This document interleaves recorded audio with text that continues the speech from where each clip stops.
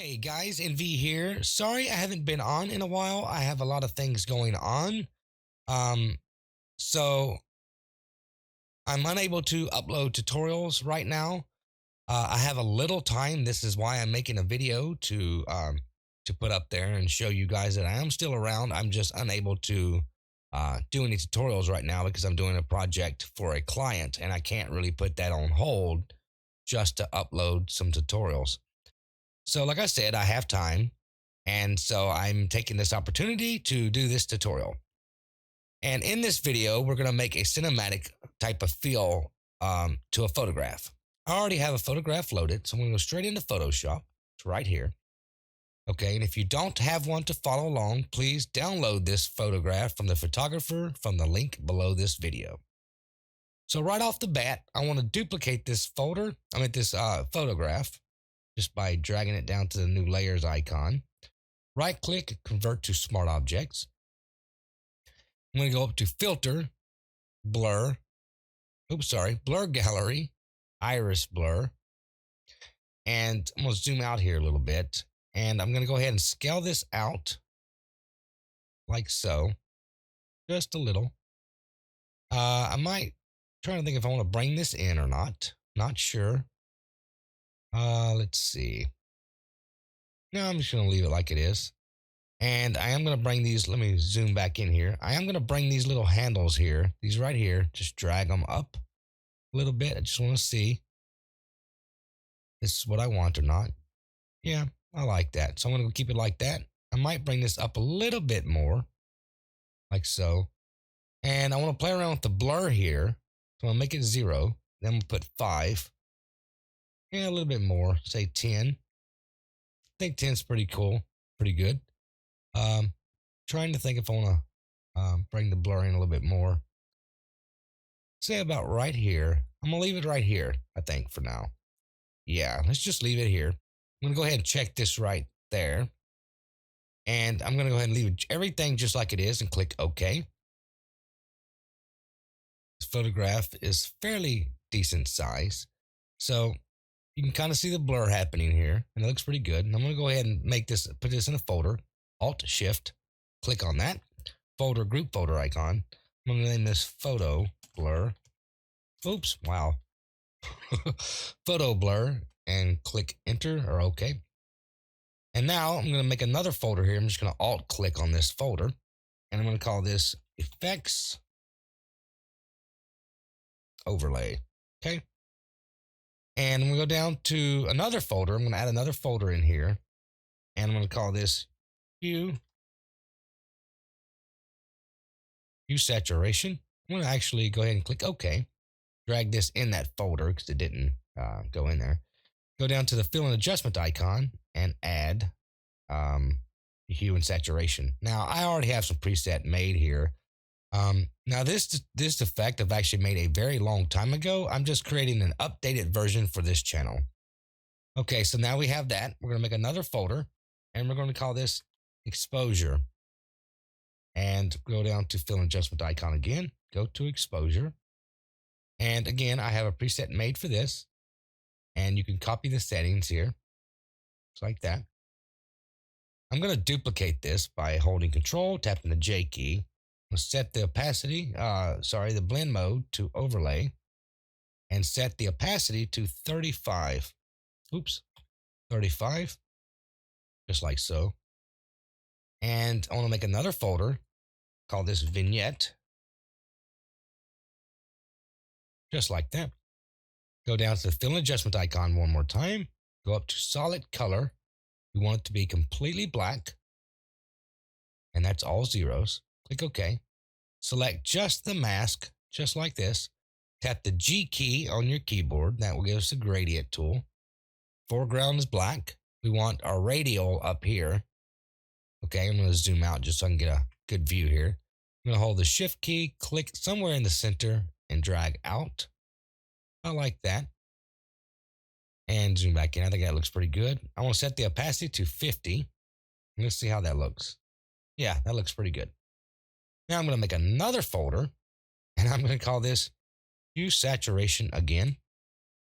Go back to the hue and saturation with the fill adjustment icon. There we go. Select in preset, and we're going to select this one right here.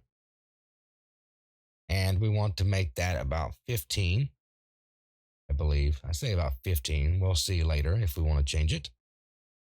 Okay, now we're going to make another folder. We're going to call this color balance. Okay, fill an adjustment icon one more time and go to color balance. And in midtones is where we want to be. Put right here, 5, 11, 25. Okay, and that gives us that nice feel to it. Okay.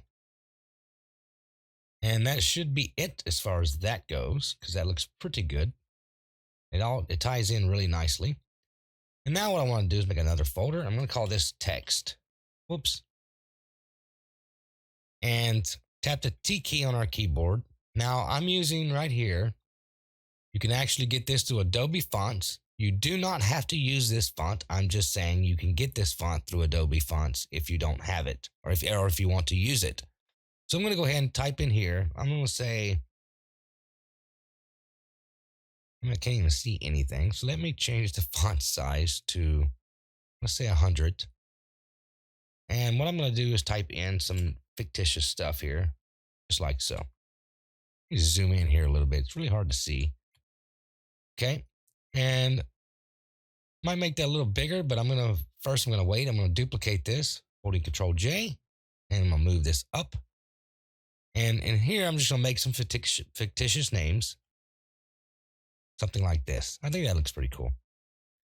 And what I'm going to do, size here on this one right here, this vertical scale, to about 110. And I want to make this a little bit bigger as well. So I'll say about 110, I guess. And we're going to go down to this font here again, to producer and director. And fix that. Make it 110 as well. And I'm going to cap all of that right there, just like so. I'm going to cap this.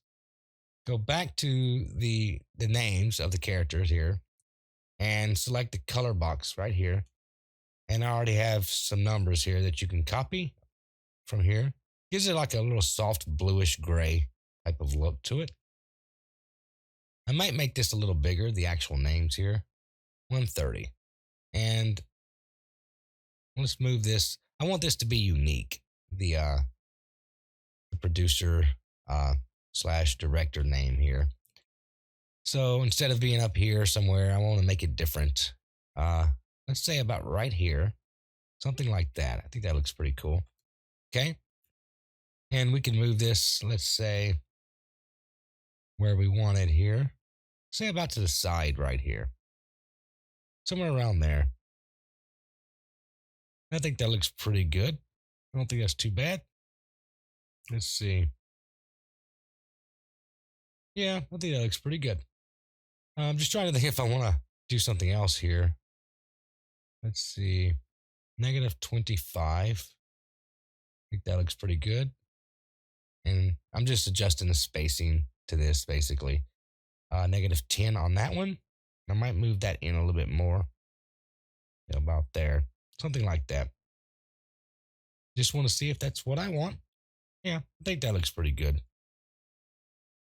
Very decent size image here.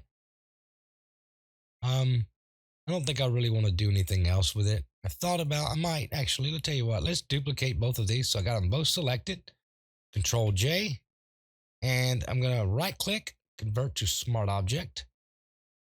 And now what I want to do, hold Control, tap the T key for the transform. And I want to uncheck these here, just like so. And I want to put about 105 and about 110, I think, and click the check mark. What I'm going to do is go back up, keeping this layer here selected. I'm actually going to name this too. I'm going to call it shadow, putting that in its own folder. And make sure producer and director is selected. Go to filter, blur. Let's go to box blur and see how that does. Oops. And what I'm going to do is hold Control and Shift and kind of nudge it down a little bit, about like that. Okay. And I want to move this underneath the main name here. Just want to bring them down, just like so. And I might change the opacity here to about 50, I think. Might want to add a little bit more blur as well. So what I may do is delete the box blur for real quick. Go to blur and Gaussian blur. There we go. Let's make it a little bit more blurry. Say about 4. I think that looks pretty good. Click OK. And there we go. I think that looks pretty sharp. It's interesting. That's the whole point, is adding some kind of interesting effect. Because I could sit here all day and piddle with this until I mess it all up, I guess. So I'm just trying to see if this is something I want to do. Actually, I like that right there. I like it soft light. I'm going to tank the opacity back to 100 and keep it a soft light. It adds nice little glow back there. It's hard to see, but it looks cool. You can notice it once you realize it. And that's pretty much the overall effect. I think that looks pretty good. I really do. So I'm going to uncheck all these, before and after. It has a nice feel to it. And now I want to save this. Just name it Cinematic Movie Effect 1. Click Save. And let's save it as an image as well. JPEG. And click Save. And that looks pretty good. And that's it. So I'm going to go ahead and wrap things up here. And until next time, I will see you guys in another video.